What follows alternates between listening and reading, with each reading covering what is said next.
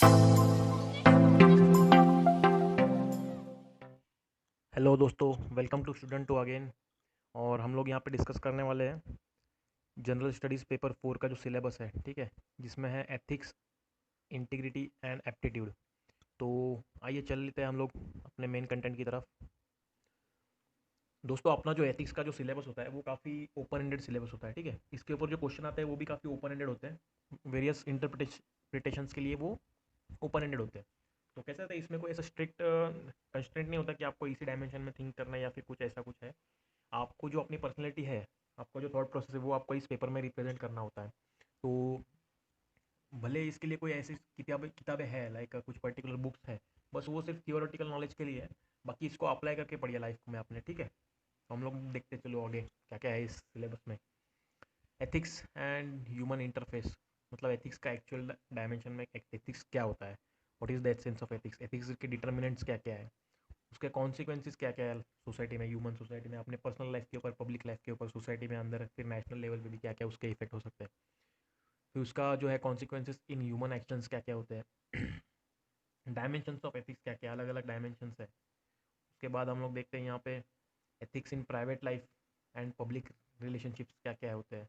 उसके बाद then what is human values, values में देन एग्जैक्ट उसका डेफिनेशन भी पढ़ते हैं हम लोग, अलग अलग कौन से वैल्यूज़ होते हैं।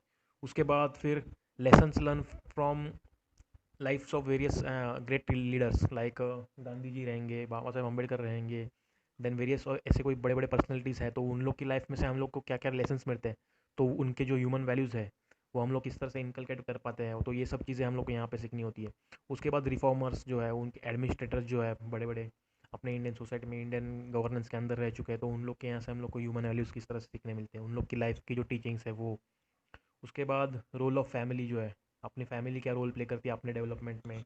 उसके बाद role of society in development, role of other educational institutions in inculcating values, ठीक है। उसके बाद हम लोग का नेक्स्ट सब टॉपिक आता है attitude. What is the attitude, मतलब एक्चुअल मीनिंग क्या है एटीट्यूड का, स्ट्रक्चर क्या होता है, फंक्शंस, ये सब थियोरेटिकल पार्ट है, ठीक है। इसके बाद फिर उसका इन्फ्लुएंस, उसका relation with thought and behaviour, moral and political attitude क्या क्या होता है, सोशल इन्फ्लुएंस क्या होता है, परसुएशन क्या होता है, इसका एप्लीकेशन, देन ये जो चीज़ें है वो किस तरह से केस स्टडी में हम लोग यूज़ कर पाते हैं। तो ये सब चीज़ें हम लोग को पढ़नी होती है इसके अंदर। हम लोग कुछ देखते हैं आगे। नेक्स्ट टॉपिक अपना होता है उसमें aptitude and foundational values of civil service. कुछ वैल्यूज़ होती है सिविल सर्विसेज के लिए जो पर्टिकुलरली एसेंशियल होनी चाहिए हर एक इंडिविजुअल में।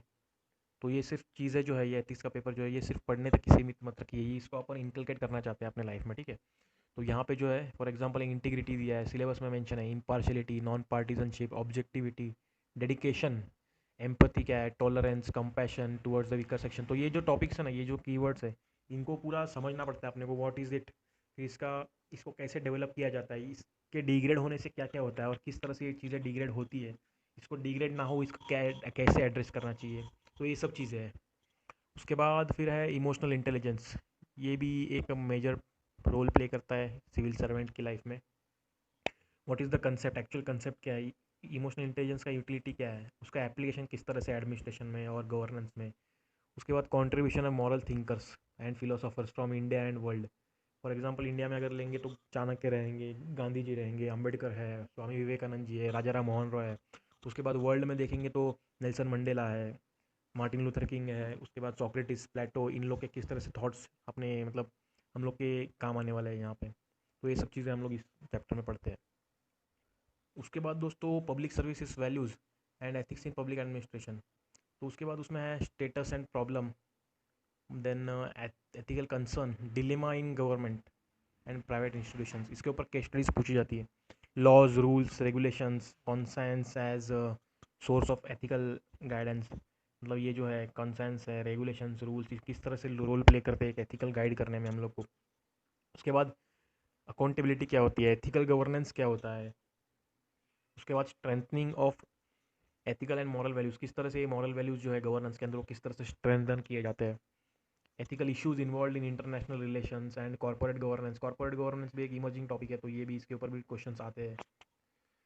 देन है प्रोबिटी इन गवर्नेंस, प्रोबिटी का मतलब क्या होता है, उसका कॉन्सेप्ट क्या है, पब्लिक सर्विस के अंदर उसका कॉन्सेप्ट क्या है, what is public service in exact, philosophical basis क्या है गवर्नेंस का, फिर प्रोबेबिलिटी का एग्जैक्ट फिलोसॉफिकल बेसिस क्या है, इंफॉर्मेशन शेयरिंग क्या है, ट्रांसपेरेंसी इन गवर्नमेंट क्या होता है, आरटीआई का रोल क्या है, आईटीआई का भी रोल हुआ, किस तरह से वो आप मतलब क्या शेप कर रहा है वो इंडियन सोसाइटी में, what are the challenges, how to address those challenges, ये सब चीज़ें हम लोग यहाँ पे सीखते हैं। कोड ऑफ एथिक्स क्या होता है, कोड ऑफ कंडक्ट, ये दो चीज़ें जो है ये हम लोग के न्यूज़ में हमेशा रहती है, तो ये what is this thing, Indian citizen charters क्या होता है, देन वर्क कल्चर, उसके बाद quality of service delivery, utilization of public funds, challenges of corruption, सबसे इंपॉर्टेंट टॉपिक जो हम लोग का सिस्टम हमेशा सालों सालों से फेस कर रहा है, तो इसके ऊपर क्वेश्चन हर साल आता है। Then this is the section 2, मतलब जो हम लोग बोलते हैं पेपर 4 में द मोस्ट इंपॉर्टेंट टॉपिक, जो आई थिंक 120 से 130 मार्क्स का होता है, तो this is the most important. और ये जो है इसके ऊपर केस स्टडी जो आती है ना, तो जो हम लोग ने पूरे सेक्शन 1 में पढ़ा, लाइक ये जो ऊपर का पूरा सिलेबस है ना, तो इसके ऊपर के जो टॉपिक्स है इसमें से ये केस स्टडी आती है, ठीक है। तो आइए देखते हैं हम लोग इसकी बुक लिस्ट क्या है। देखिए दोस्तों, पहले हम लोग इंग्लिश मीडियम के लिए देखते हैं। तो इंग्लिश मीडियम के लिए वैसे तो देखने जाएंगे तो लेक्सिकॉन एक सिंपल बुक है, उसमें आप बेसिक अंडरस्टैंड कर सकते हो कॉन्सेप्ट जो है। देन सुब्बाराव है, उसमें भी वही बेसिक्स अंडरस्टैंड कर सकते हो। सेकंड एआरसी रिपोर्ट में थोड़ा गवर्नेंस के ऊपर अच्छे से दिया गया है, उसमें आप देख सकते हो पूरा रिपोर्ट, उसका समरी आती है मार्केट में, कोई भी क्लासेस की उठा लेना और वो देख लेना, वो एक इंपॉर्टेंट है। उसके बाद करंट अफेयर में आपको एग्जांपल मिलेंगे न्यूज़ में, कोई गवर्नमेंट ने कोई पर्टिकुलर स्कीम लाई रहेगी, या फिर कोई एडमिनिस्ट्रेटर ने जाके कुछ मतलब आउट ऑफ द वे जाके कुछ काम किया रहेगा। उसके बाद है लुकमान आयस के नोट्स है, वो आप पढ़ सकते हो। और कोई पर्सनैलिटीज़ है जैसे अम्बेडकर जी हो गए, या फिर एपीजे अब्दुल कलाम जी है, या फिर गांधी जी है, तो उन लोग की जो पर्सनैलिटीज़ है उनके ऊपर की बुक्स पढ़िएगा। गौतम बुद्धा है, उनके कुछ थियोरेटिकल थिंग्स है वो सब पढ़िएगा, तो उसके ऊपर आपको एक प्रॉपर इंसाइट मिलेंगे एथिक्स के अंदर। और दोस्तों मैं तो ये बताना चाहूँगी कि एथिक्स जो है it is more than writing, it is like एक अंडरस्टैंडिंग का कंसेप्ट है, और अपने आप के अंदर इनकलकेट करिए वो चीज़। बाकी वो तो पेपर के ऊपर रिप्रेजेंट हो ही जाएगा, ठीक है। उस तरह से आप एथिकल सोचिए, ज़्यादा than just reading and mugging up the things. उसके बाद हम लोग देखते हैं हिंदी मीडियम के लिए। हिंदी मीडियम के लिए क्या क्या है सोर्स, हिंदी मीडियम के लिए भी वही है, लेक्सिकॉन जो है, लेक्सिकॉन फॉर नीति शास्त्र एंड सत्यनिष्ठा एवं अभिरुचि, ऐसी एक बुक आती है, तो वो एक है हिंदी मीडियम के लिए। अरिहंत का भी वही है, अरिहंत फॉर नीति शास्त्र सत्यनिष्ठा एंड अभिरुचि। Then second year C is must, ये आप पढ़िएगा ज़रूर। करंट अफेयर भी आपको पढ़ना ही है, और वही अगर मैंने यहाँ पे कहा जो पहले बेसिक्स बुक्स ऑफ पर्सनैलिटीज़, ये आपकी पर्सनैलिटी को शेप करती है, आपका थॉट प्रोसेस जो है वो वैसे डेवलप करने में मदद करती है, ठीक है। तो इसी के साथ आप लोग का सिलेबस का जो सीरीज़ था डिकोडिंग सिविल्स में वो ख़त्म होता है। हम लोग नेक्स्ट वीडियो में हम लोग डिस्कस करेंगे एसए को किस तरह से एड्रेस किया जाएगा।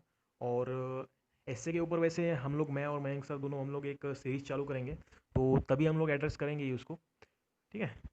और तब तक के लिए थैंक यू, पढ़ते रहिए, मोटिवेटेड रहिए, और जय हिंद।